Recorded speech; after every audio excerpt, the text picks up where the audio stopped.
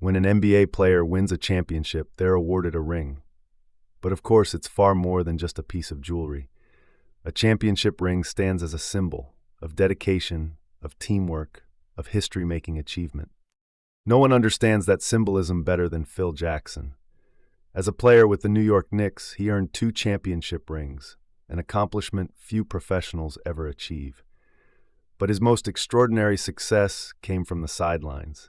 As head coach of the Chicago Bulls and later the Los Angeles Lakers, Jackson collected an unprecedented 11 more rings, more than any coach in professional sports history. His Bulls claimed 6 titles during the Michael Jordan era of the 1990s, while his Lakers added 5 more with superstars like Shaquille O'Neal and Kobe Bryant.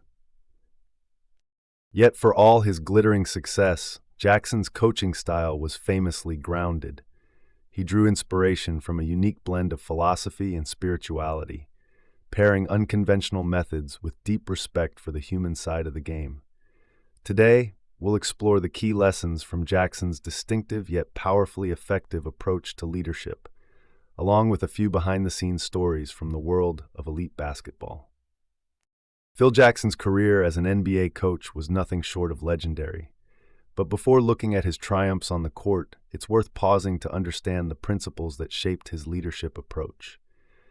True to his style, Jackson always explained the why up front. So rather than saving the takeaways for the end, let's begin with them, Jackson style. His first principle was to lead from the inside out.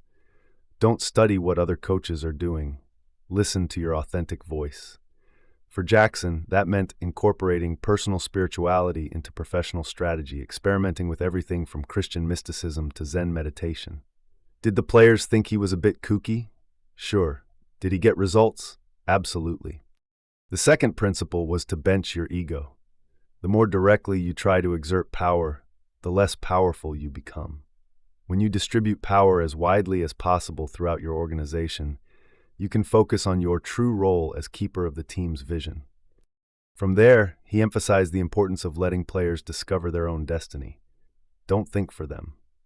Standard NBA practice: when the opposing team goes on a 6-0 run, call timeout immediately.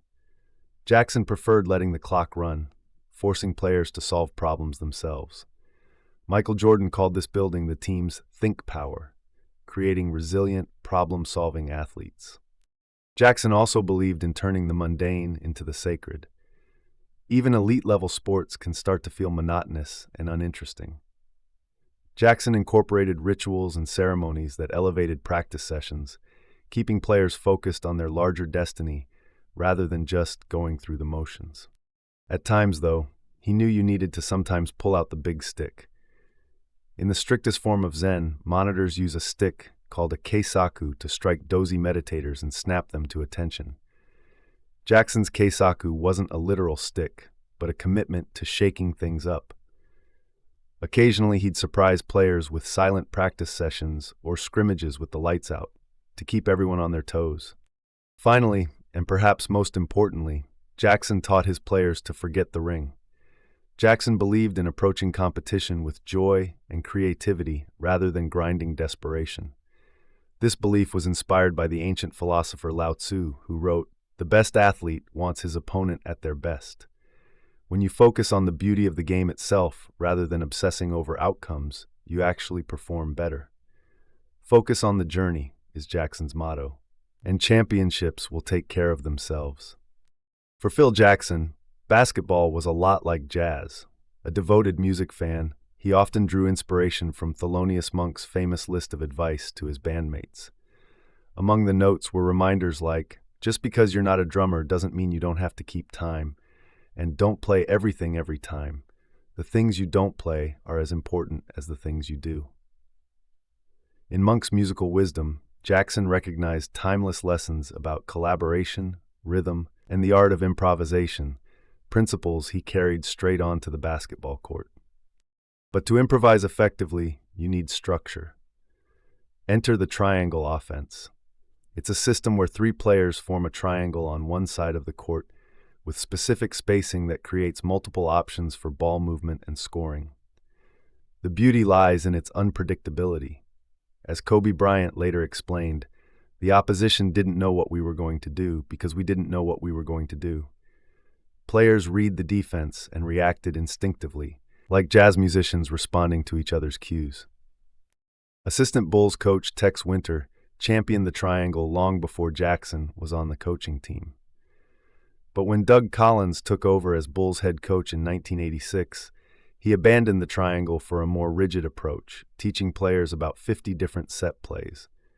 This made the team overly dependent on minute-to-minute direction. It also turned Michael Jordan into a star and the rest of the team into supporting actors. After 3 years of Collins' style, Jackson got the top job and knew what needed fixing. The Bulls, mockingly called Jordan and the Jordanairs in the media, needed to become like a jazz combo, improvising and supporting each other. With this shift, Jackson faced a delicate challenge.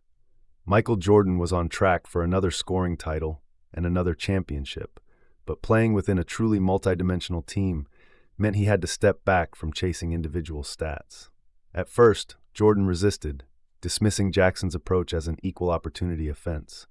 Meanwhile, assistant coach Tex Winter pushed for a pure version of the triangle and grew frustrated whenever Jordan bent the system to spotlight his own brilliance. In the end, Jackson charted a middle path between these two approaches: structure and collaboration, alongside room for ego and individual craftsmanship. The new approach didn't go smoothly initially. The Bulls lost to Detroit in the playoffs that year. But while they lost the match, they won the bigger battle. The Bulls were pulling together as a team. In 1991, the Chicago Bulls conquered Magic Johnson's Lakers and clinched their first championship. Jordan scored 31 points in the deciding game in front of a raucous Chicago crowd. How did the Bulls pull off the win? Strategy, as any sports nerd could tell you, played a crucial role. The Bulls had perfected the triangle offense, but they'd also started experimenting with what Jackson called automatics, choreographed reactions to specific defensive situations. One famous automatic was the blind pig, where a player would cut to the high post, receive a pass with his back to the basket, then quickly find an open teammate as defenders collapsed on him. Simple but incredibly effective. But sports strategy wasn't the whole story. Jackson had transformed the Bulls from a collection of talented individuals to a team that thought and acted as a unit. The Bulls adopted a motto from the Jungle Book: "For the strength of the pack is the wolf, and the strength of the wolf is the pack." Keeping this pack unified throughout the season was Jackson's greatest challenge. No easy feat in a team studded with star players like Jordan, Pippen, and Paxson, who could easily outshine the others. In fact, this was the source of Jordan's biggest frustration. Others weren't playing at his level, but who could? Jackson challenged him to reframe the problem. How could he catalyze better play among his teammates? By treating Jordan as a partner rather than just a star, Jackson transformed him from player to coach. Meanwhile, Jackson kept supporting players engaged through an unusually deep 10-man rotation, meaning all players were regularly folded into the flow of the game. Jackson also introduced the Bulls to Zen meditation. He wasn't trying to turn them into Buddhist monks, just asking them to relate more mindfully to each other. Meditation cultivates presence, and basketball success demands maintaining presence with evenly distributed attention across the court. According to the Zen masters, when you practice something with a simple, clear mind, your actions are equally simple and straightforward. Watching the Bulls score that final championship point, simple and straightforward, who could doubt Jackson's methods? In Game 6 of the 1998 NBA Finals, the Bulls trailed the Utah Jazz by 1 point with less than 10 seconds left. Then, Michael Jordan stripped the ball from Karl Malone, dribbled up court, and made an elegant jump shot, the shot that basketball fans know as the last shot, over Brian Russell with 5.2 seconds remaining on the clock. When Jordan later described what was going through his mind during that sequence, it sounded remarkably like mindfulness meditation. When he got the steal, he said, "The moment became the moment." He was pure Zen. The mindful grace of that last shot made it all look easy. But the Bulls' journey to the ring had been turbulent and challenging. Privately, Jackson had been calling this season the last dance. Why the last? Well, the players were aging, and the team was beginning to fracture. Scottie Pippen was playing through injury and resentful that he earned less than some of his teammates. Dennis Rodman had been characteristically erratic, missing practices and creating distractions. Early in the season, the Bulls struggled badly, losing winnable games and looking disconnected on court. And that wasn't all. Bulls general manager Jerry Krause had a famously contentious relationship with Jackson. Now, when Jackson's contract was up for renewal, negotiations fell apart completely. In a memorable press conference announcing Jackson's departure, Krause declared, "Players and coaches don't win championships. Organizations do." The team was enraged at Krause's remarks, but rather than falling apart completely, they began to come together. Their farewell season started to feel like a sacred mission, with more than simple victory at stake. Jackson called a special team meeting and asked players to read short paragraphs about what they meant to each other. They all spoke frankly, without bravado or ego. Michael Jordan even read a short poem. Later, Jackson turned off the lights. The papers where they'd written their feelings were ceremoniously burned in a small fire. Perhaps that same fire was burning under the team when they made their way to that incredible sixth championship. The moment had indeed become the moment, not just for Jordan's final shot, but for an entire group of men who'd learned to play as one. When Phil Jackson arrived in Los Angeles in 1999, he found a team bursting with talent but lacking maturity. Shaquille O'Neal had a massive presence, and young Kobe Bryant displayed breathtaking athleticism. Individual talent was everywhere, but perhaps the individual part, not the talent part, was the problem. Unlike the Bulls with the Pistons, the Lakers weren't unified against one big rival. Unlike Chicago, Los Angeles was a city brimming with distractions. The Lakers were Hollywood royalty, not exactly ideal conditions for setting aside individual ego in service of the team.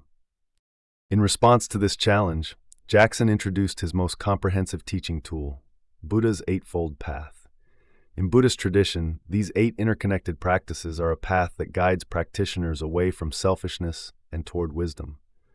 The practices include right speech, right action, and right concentration. Jackson devoted entire coaching sessions to translating these ancient principles into the Lakers' reality. Right speech revolutionized team communication. In Buddhism, this means choosing truthful words that unite rather than divide. For the Lakers, Jackson banned public criticism of teammates. When tensions flared between Shaq and Kobe, their egos clashing over who was the real leader, Jackson required them to address conflicts directly with each other rather than through media barbs. Right action became Jackson's weapon against Kobe's ball-hogging tendencies. Buddhists practice right action by choosing behaviors that help rather than harm others. Jackson translated this into basketball terms. Making the extra pass became a form of compassion. Setting screens for teammates became service to the greater good. When Kobe held the ball too long, hunting for spectacular plays, Jackson would substitute him immediately, explaining that selfish action, however skillful, violated the team's spiritual contract.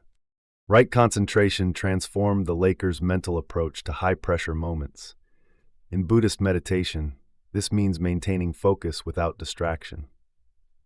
Jackson taught the Lakers to treat crucial possessions like meditation practice, staying completely present rather than getting lost in crowd noise or fear of failure. During their 2000 playoff run, this showed most clearly in situations where other teams cracked under pressure, but the Lakers maintained poise. Walking the eightfold path wasn't easy.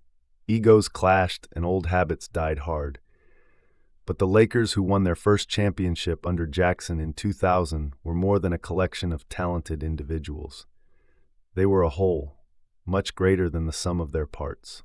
The 2008 NBA Finals were humiliating for the Lakers. Boston's Big Three, Pierce, Garnett, and Allen, dismantled them in 6 games, reviving the legendary Lakers-Celtics rivalry that had defined the 1980s. But in 2010, that was all behind them, and Jackson was facing fresh challenges. The Lakers were integrating mercurial newcomer Ron Artest into the team. Kobe Bryant, no longer a hot-headed young star, but a seasoned leader, was aging. A nagging right knee injury meant spectacular moments didn't come as effortlessly. Sometimes, chasing those highlights, he reverted to his old shot-seeking ways. But there's an old Japanese proverb, fall down 7 times, stand up 8. And after a rocky start to the season, the Lakers stood up again.